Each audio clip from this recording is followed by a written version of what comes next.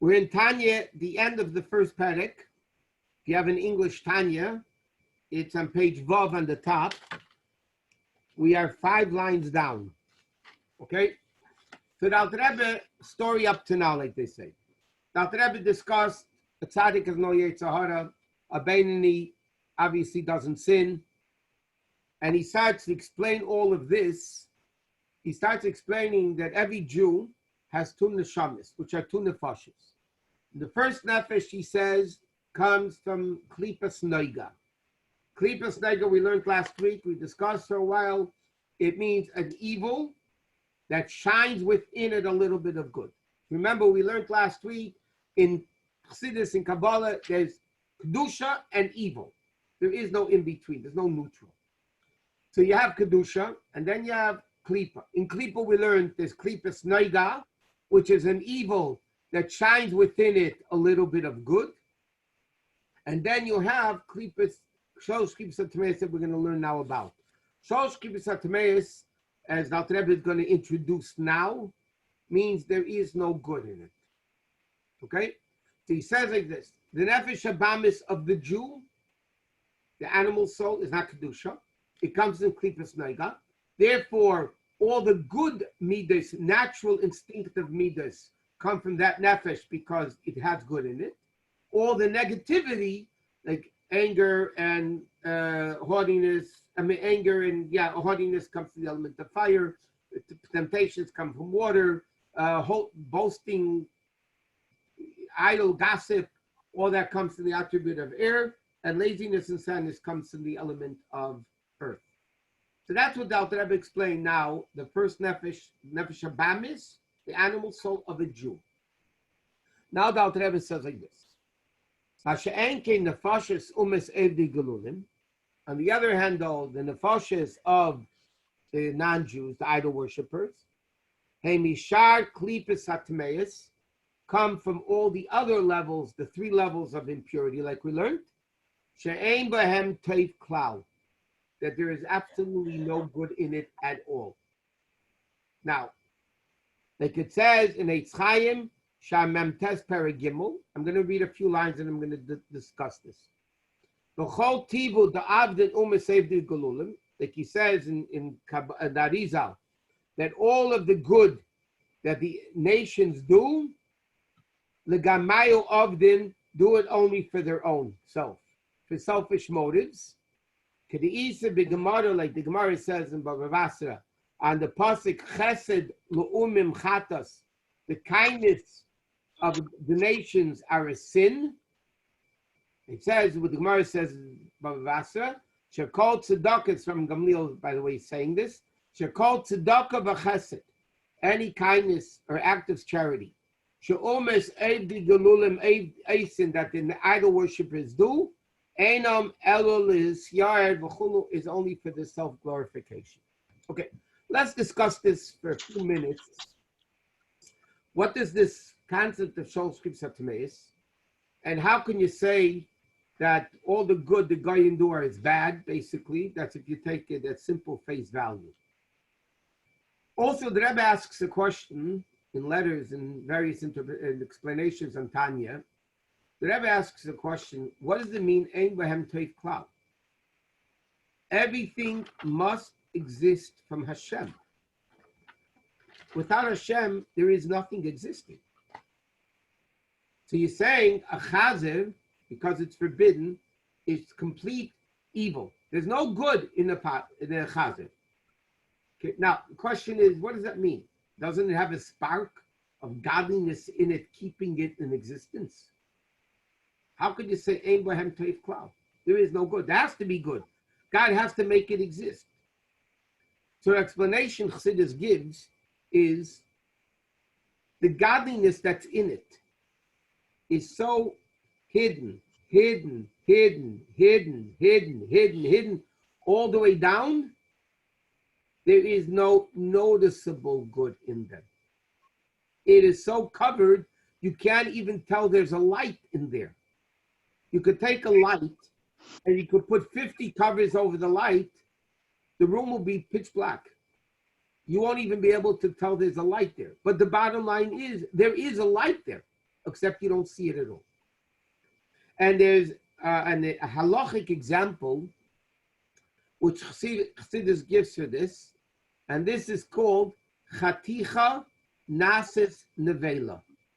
The piece becomes a dead carcass. Nevela means treif. What is this din? It's very interesting to know because it gives to an understanding of what this means. We know meat and milk become nullified 1 in 60. Okay? So if some milk falls into, no, I have to give a practical example. If a piece of meat falls into a large container of milk soup, okay? If it's nullified in 60, then it's kosher.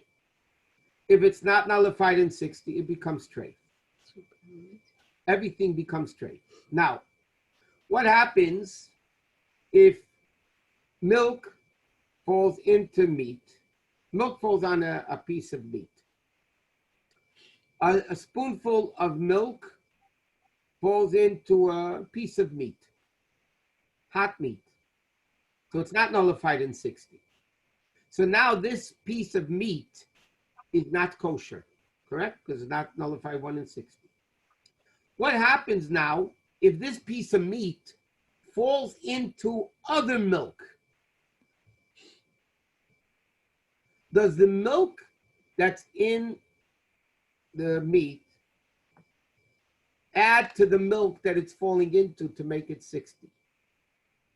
And the answer is it doesn't. Because this piece of meat, this chaticha, this piece of meat, becomes treif. So even though it's treif because of X amount of milk in it, but this whole piece becomes forbidden. And therefore, if this piece of meat falls into a lot of other pieces of meat, 50 times the amount of this piece of meat, even though it definitely has more than 60 times the amount of milk in the meat, nevertheless, this whole piece became treif. And therefore, if this meat falls into something else, you need to have 60 times that whole piece of meat to make it kosher. Okay, so in other words, like this. Gimel klipos hatmeis, complete evil, has no good in it. What does it mean? It has no good in it. It has no open, revealed level of godliness, of good in it. And therefore, the expression is, Ein bahem teif klal, there's no good in it. It's all evil. Now, how can we come along and say that goyim don't have good in them? That's contradictory to the reality. There's a lot of nice goyim out there. A lot of goyim risked their lives to save Jews during World War II. They actually risked their lives to save Jews. How can you say that there is no good? So there's two answers to this question. Number one, it says that Chasidei Umes Ha'olam, the righteous Gentiles, it says in Kabbalah, their nefesh habamis comes also from klipos noiga. They don't have a regular nefesh habamis like all the other goyim. All the other goyim, their nefesh is shalosh klipos hatmeis. Again, it doesn't mean bad. It means it's not open kedusha. But the souls of those righteous goyim, their souls come from the klipos noiga, just like a Jew does. And therefore they could do good. By the way, what's the definition of Chasidei Umas Ha'olam, of the righteous goyim? The definition in Halacha, the Rambam says this, and the Rebbe emphasizes it many times in the Sichos. The Rambam writes, what is the definition of a righteous goy? Chasidei Umas Ha'olam, one who keeps the 7 Noahide laws, because God told Moshe on Har Sinai that the goyim have to keep 7 mitzvahs b'nei Noach. That's the definition of a righteous Gentile. But the Rebbe explains a deeper aspect over here also. There are many people that do good. There are many people that do a lot of good. The question is, why are they doing good? Why are they doing good? A lot of people, in fact, most people for that matter, why does a person do good? I'll tell you why. I want to be a good person. I want to be a good, complete human being. In order to be a good human being, I need to do good. I need to be kind.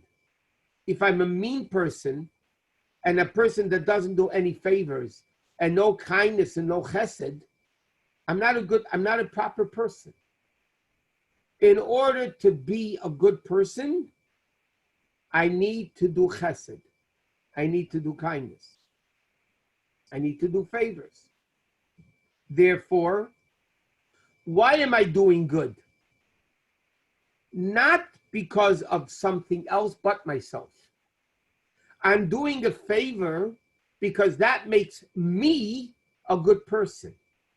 Again, it's about halavai, we should have that issue. Halavai, we have that issue.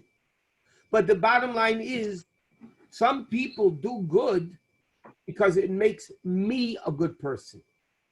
And that's what is called self-glorification. The Rebbe explains that's what the Gemara means. The true definition of doing good is you do good even when it hurts you, even when you become incomplete by doing it. For instance, I could be gaining knowledge, yet I'm going to teach somebody Aleph base. That really hurts. If you think about it, that hurts me. I'm not getting paid for it. I'm not doing it because that's my job as a teacher. I should lose out what I can gain because I'm going to waste my time, so to speak, teaching Aleph base to a little kid, which for me is a waste of time. Many people wouldn't do it. That is also not the ultimate level of good. Doing somebody a chesed is not when I'm bored, I have nothing to do, so I'm going to do you a favor. That's not real chesed. I'm doing it because I want to be a nice person. Real chesed is when it would be difficult for me to do it. I might even hurt myself doing it, whether spiritually, financially, physically, whatever it may be. And I'm still doing it. That is called good for the sake of good. And that comes from the level Alter Rebbe is explaining by a Jew. That comes because the Jewish nefesh habamis is klipas noiga, that shines within it a little bit of good. And therefore, I'm doing good because it's good. Most of the time, people will do kindness. People will be nice people. But why? Because they want to be a better person themselves. And therefore, the Alter Rebbe says that's what the Gemara is saying. It's for the self-glorification, meaning it's all for what's in it for me. You ask somebody for a favor, what's in it for me? If they don't say it, they think it. What am I going to, or I'm going to do you a favor because then you owe me one, I'm going to have to get a favor from you. That's not real chesed. It says in halacha, why is chesed you do with people that passed away, with the mason, with the dead people? Chesed shalames. A lot of, the Kaddish thing I call chesed shalames. Yaakov Avinu said to Yosef, "Asise mi imadi chesed ve'emes." Why is it chesed of emes? Because when I do a favor for a dead body, he's not going to give me back anything. There's nothing in it for me. What's he going to give me? He's dead. And yet you do it, that's the real level of thing. Okay? So the Alter Rebbe is so far, before we start Perek Beis, the Alter Rebbe is saying the difference between the nefesh habamis of the Jew, the nefesh habamis of the non-Jew. Nefesh habamis of the Jew comes from klipas noiga, therefore the bad midas come from it because of its evil. The good natural instinctive midas come of it because it has good in it. Nefesh habamis of a goy, ein bahem toiv cloud, shlosh klibus atmeis, and therefore There is no good in it. They do good, so we explained either they're chsidi u'mesa'ilam or something like that. Now, a ger, a person who converts, as we said many times, a ger that converts was always really a Jewish neshama. It just got lost amongst the goyim. And therefore, when the ger comes back, it's just revealing the original soul that he had to begin with. So therefore, by a ger, their nefesh habamis is obviously also from klipas noiga, and therefore they're like every other Jew in that respect. Okay, so now the Alter Rebbe says like this: the nefesh hashen parak beit. The nefesh hashen is the Yisrael, the second soul, which is only found by a Jew. Bichelek elokam mimal mamish is actually a part of Hashem above. Okay? But it really, the word chelek elokam mimal is a pasuk in Iyuv. The word mamish, that Alter Rebbe is adding to it. Now, you could talk on this line for hours and days, but I'm not. Why is it called Nefesh Hashenis? The simple reason is it comes in later than the Nefesh Habamis. The Gemara calls the Yetzer Hara Melech Zokein Uchsil, the old foolish king. And there's an expression, Aktemet Tanise, that the Nefesh Habamis has first rights because he was there first. What does this mean? Nefesh Habamis of a Jew comes in at birth. Nefesh or Lekis of the Jew, we learned, comes in stages. We mentioned this in one of the recent classes. It comes a little bit of conception, a little bit of birth, a little bit naming and bris, ultimately at Bar and Bas Mitzvah. So when does the Neshama, this is the Neshama that he's talking about here, when does the Neshama come into the body? At Bar and Bas Mitzvah. So the Nefesh Habamis Aktim Tanisei, the Nefesh Habamis is there first. And therefore the Alter Rebbe speaks about Nefesh Achas. First he speaks about the Nefesh Habamis, which is there first, and then he speaks about the Nefesh Sholekis, which comes second. Now, this Nefesh, the Alter Rebbe says clearly, is by Yisrael. It's only by a Jew. It doesn't exist by Goyim. What is it? Chelek Elokah Mimal Mamish. Part of God, mamish. What does this word mamish mean? So there's two interpretations. And the Rebbe, this from the Tzemach Tzedek on it, and the Rebbe elaborates even more, explaining the Tzemach Tzedek in a different way. Mamish means really, it's really a part of God. Mamish, like you say in Yiddish, mamish, it's mamish. That's what it is. And the second interpretation of mamish means mamoshis, it becomes substantial, substance. Mamoshis means substance. And the question is, these seemingly are two opposite definitions. Mamish means you're saying it's actually a part of Hashem himself. Mamish. And then we're saying it comes into a substantial body, guf, comes together with the Nefesh Habamis. How do you define these two words, mamish? And again, there's a lot of explanations on this in a nutshell, so to speak. Not only do these two things not contradict themselves, but they actually complement themselves, and one explains the next. We know that a neshama in Gan Eden doesn't go anywhere. He goes up a little bit, you know. There's no vast jumping on a tzaddik, on a neshama. When does the neshama come into the body? When the neshama comes into the body, when neshama comes into the body, that's when the neshama becomes what's called a mahalech. The neshama can do mitzvahs, and he can grow and become one with Hashem. Meaning as follows. What Dr. Rebbe is saying, the neshama is part of the essence of God. And that manifests itself only when the neshama comes into the body. When do you see that the neshama is the essence of God? Mamish, the essence of Hashem? That's only when it becomes mamoshes, only when it becomes substantial, when it comes into the body. Now, what does this mean? We learned many times the famous question, is God spiritual or is God physical? Ask a person in the street, what is God spiritual or physical? They'll tell you it's definitely spiritual. God is spiritual, not physical. That answer is completely wrong, is completely incorrect. Why is it incorrect? Hashem is not spiritual for two reasons.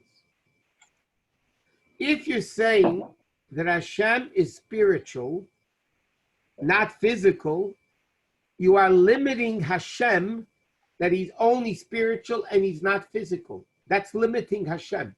You can't limit Hashem to say Hashem is only spiritual, not physical. That's a limit. Hashem is limitless.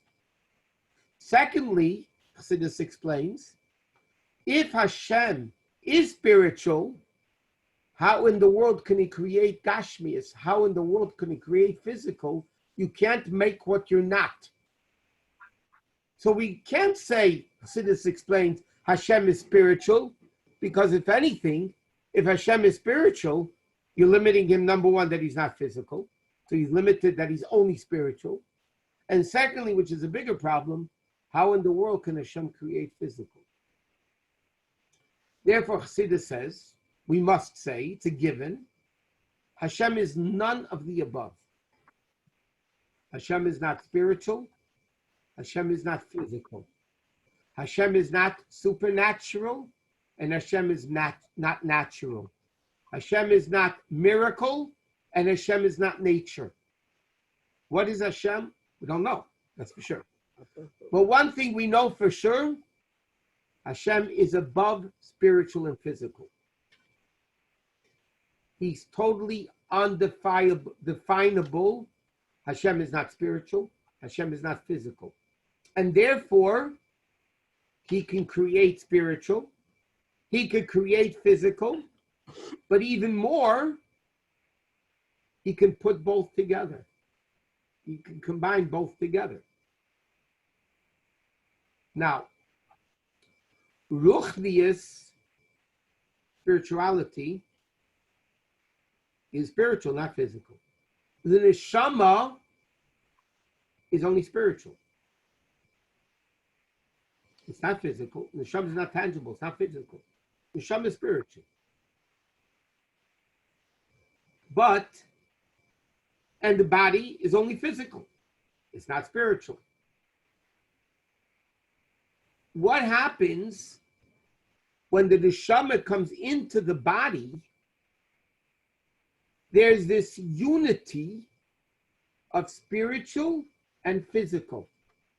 And like we said, we were discussing the bracha Asher Yotzar, Reifei Chol Basar, God heals all flesh, Umafli Lases, and does wonders. What is the wonder that Hashem does? That he's able to combine spiritual and physical simultaneously. Therefore, like this. Neshama, Gan Eden neshama, pre-body neshama, that's spiritual. That's spiritual, not physical. And therefore, it's not coming from the essence of Hashem. When is the neshama revealing the essence of Hashem, which is above spiritual, above physical, above everything together? That's when the neshama comes into the body. So when the neshama comes into the body, then you see the real greatness of the neshama, that it binds physical and spiritual. And that's why mitzvahs cannot be done in Gan Eden. Because Gan Eden is limited as a spirituality. You can't connect spiritual to physical if you're spiritual. You can't do it. It's impossible. When the neshama comes into the body and becomes mamish, physically connected to the body, that's when the neshama reveals what God really is, above both, and therefore connecting both together. Therefore, a neshama in a body could do a mitzvah. Why only a neshama in a body could do a mitzvah? Because the neshama in the, what's a mitzvah? What's a mitzvah? You take a physical object, and you make it holy. What are you doing when you do a mitzvah? You are taking the physical, combining it with the spiritual simultaneously. Where does that come from? What are you connecting to? Hashem himself, the essence of Hashem, which is above both. It's very simple. Therefore, the two words mamish actually are one thing. From one side, we say the neshama is chelek alokam mimal mamish. It's the essence of Hashem. It's a part of God. Like we said, Yechid is connected to Yachid. It's the essence of the neshama is one with Hashem. But when does that manifest itself? That it's not just something spiritual, like an angel or a neshama in Gan Eden. Where do you see the greatness of the neshama? What the neshama is really, really, really a part of Hashem, which is above both. Only when the neshama comes into the body and he connects to the spirit physical. And now the neshama and spiritual and physical meet. And therefore they could take Kabbalah Satira. What would the Matan Torah accomplish? That now the physical world becomes holy. What does that mean? The physical world becomes holy. Spiritual cannot become physical, and physical cannot become spiritual. Spiritual is limited that it's spiritual. Physical is limited that it's physical. You can't combine fire and water. They're two opposites. Spiritual and physical are more opposites than fire and water. Fire and water are both physical. Why? Who can combine physical and spiritual? Only Hashem was above both. Therefore, our neshama, which is mamish actually a part of Hashem, the essence of Hashem, it's above spiritual and physical, like the essence of Hashem is. Therefore, when it comes into the body, then the neshama reveals this ultimate power that it has, that it's connected to the essence of God, which is above spiritual and above physical, and therefore they can do a mitzvah and take the spiritual and bring it and unite it with the physical. Where do we get that power from? Matan Torah. But what happened to Matan Torah? God shows us choosing comes from the essence. So this is what it's all about. Nefesh Hashem b'Yisrael. Again, you could talk a lot more about this, but I'm leaving it at this. It's chelek alakami mal mamish, both interpretations. It's the essence of God, but when does the essence of Hashem become revealed? When the neshama comes into the body and it becomes mamish, that's when you see the essence of the neshama, that it's so great that just that God is above spiritual and physical, and therefore he can combine the two. The neshama in the body at that time can combine spiritual and bring it into the physical and make the physical world holy. Okay, that's it for today. Again, I want to remind men and women to daven ma'ariv and do svira, the men and women. Mir Hashem, Monday night we will have a shir. Next Wednesday night, I know it's out of Shavuos, but you'll take a break for an hour on your Zoom, and we'll have a discussion about Shavuos. Instead of Tanya, we'll go into the spiritual significances of Shavuos, and probably a few halachas. This year you have to make an Erev Tafshilin. I mean, you'll find it in the halacha newsletter, and it'll be all over the place. So good night, everybody. Anything about Rosh Chodesh coming up? Rosh Chodesh is Sunday. This week Shabbos and Barchim. Saturday night, Sunday. Oh, by the way, I'd like to co-sponsor tonight's class in honor of Refuah Shlema of Dr. David Otz. He's released from the hospital a few days ago. Yes. Okay. Thank you very much. Yeah, he's a very good friend. And He should have a complete Refuah Shlema together with all those other people that are at the 100%. Amen. Amen. Amen. Well. Amen. Thank you. Okay. Take care, everybody. Have a thank good you. night. Right. Good night. Bye-bye. Thank you, Bye-bye. Good Rabbi. night. Good night, Rabbi. Good night. Thanks, Rabbi. Bye. Good night, Tilly. Bye-bye. Good to see you. Yeah, great to see you. Huh? Michal, you okay? No, you just got off. Yes, yes, Baruch Hashem. Very good. Okay, good. Baruch Hashem. Yeah. Okay, we'll see Bye-bye. you next time, hopefully. You have to bring more people to the shir. There's room on Zoom for more people. Of course. You should bring a person. Okay.